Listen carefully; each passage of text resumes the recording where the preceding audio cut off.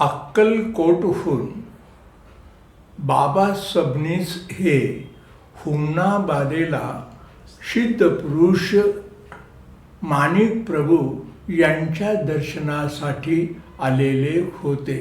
तेव्हा माणिक प्रभू बाबा सबनीसांकडे वळून म्हणाले, इथं उपर तू हुमनाबादेस माझ्या दर्शनासाठी येऊ नकोस.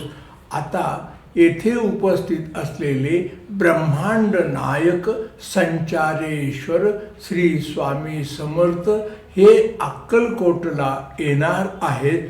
तेव्हा तू त्वरित अक्कलकोटास जा. गोंधळलेल्या बाबा सबनीसांकडे पाहत स्वामी समर्थ म्हणाले की तू कसाई आहेस? अभी के अभी अक्कलकोट को जाओ, हम भी आएंगे.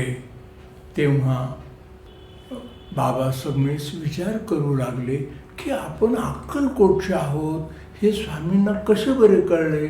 शिवाय आपली आई आजारी असताना ती आपल्याला जाऊ नको म्हणून विनवित होती.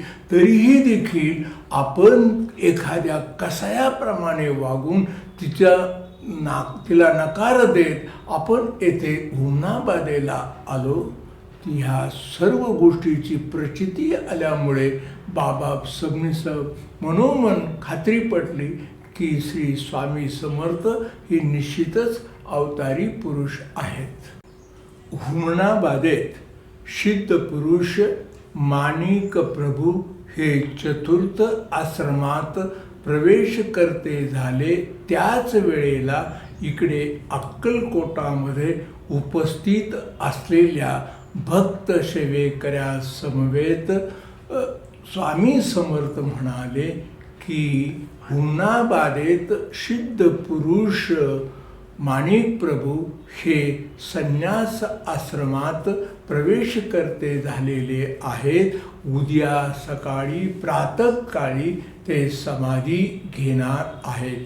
हा सर्व वृत्तांत ऐकून तेथे उपस्थित असलेल्या बाबा सबनीसासह सर्व भक्तगण शोकसागरात बुडाले. आणि दुसऱ्या दिवशी माणिक प्रभूंनी समाधी घेतली.